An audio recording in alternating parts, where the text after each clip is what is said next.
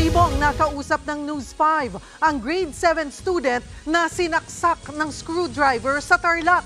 Kwento niya, naisip niya noong pumalag sa holdapper. Nasa frontline ng balitang yan, si Brian Basa. Ito ang kuha ng CCTV ng pangho-hold up at pananaksak ng screwdriver sa isang grade 7 student sa barangay San Vicente, Tarlac City noong September 25. Sugat sa tuhod at siko ang nakuha ng estudyanteng si Alyastin. Eksklusibong nakausap ng News 5 ang biktimang nasa maayos na ngayong kondisyon. Kwento ni Tin, hinihintay niya ang pagsundo sa kanya ng kanyang ina.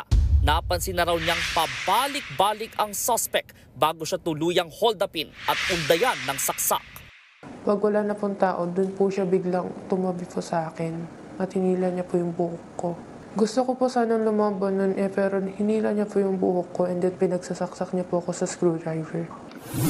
Ipinangharang daw ng biktima sa pananaksak ng lalaki ang kanyang braso at binti. I was covering my body po kasi balak niya po saksakin yung tiyan ko kaya kinover ko na lang po para hindi po matuluyan.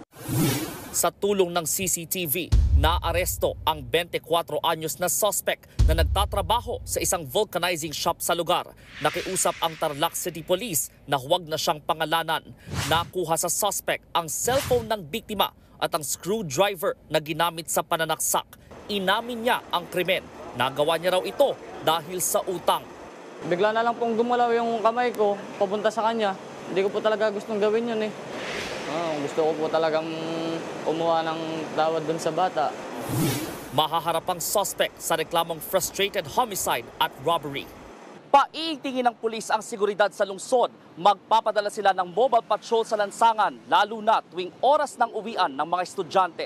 Mula sa Tarlac City, nagbabalita mula sa Frontline, Brian Basa, News 5. Mga kapatid, Cheryl Cosim po, huwag maging huli at maging una sa lahat sa balitaan.